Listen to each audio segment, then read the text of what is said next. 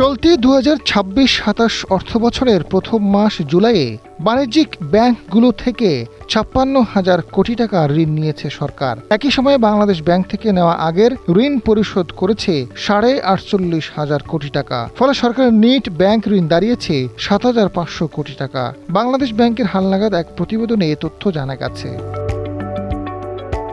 প্রতিবেদন অনুযায়ী জুলাইয়ে সরকারি ট্রেজারি বিলের ৪টি নিলামের মাধ্যমে বাজার থেকে মোট ৪৪,০০০ কোটি টাকা তোলা হয়েছে, যা আগের মাসের তুলনায় ৬,০০০ কোটি টাকা বা ১৫.৭৯% বেশি। বিপরীতে একই মেয়াদি বিলে ৩৯,০০০ কোটি টাকা পরিশোধ করা হয়েছে। ফলে ট্রেজারি বিল থেকে সরকারের নিট ঋণ দাঁড়িয়েছে ৫,০০০ কোটি টাকা।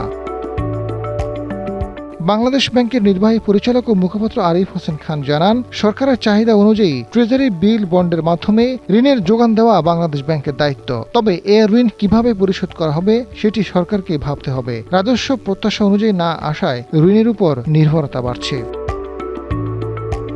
Bangladesh institute of bank management বিআইবির মহাপরিচালক ডক্টর মোহাম্মদ এজাজুল ইসলাম জানান, অর্থ বছরের প্রথম মাসে সরকারের ব্যয়ের চাপ সবসময় বেশি থাকে, ফলে সরকার বেশি ঋণ নেয়। এখানে বাণিজ্যিক ব্যাংকগুলো থেকে ৫৬,০০০ কোটি টাকা ঋণ নিলেও বাংলাদেশ ব্যাংকে পরিশোধ করা হয়েছে প্রায় ৪৮,৫০০ কোটি টাকা, যা ইতিবাচক। আজাদ ফারুক, সময়ের আলো।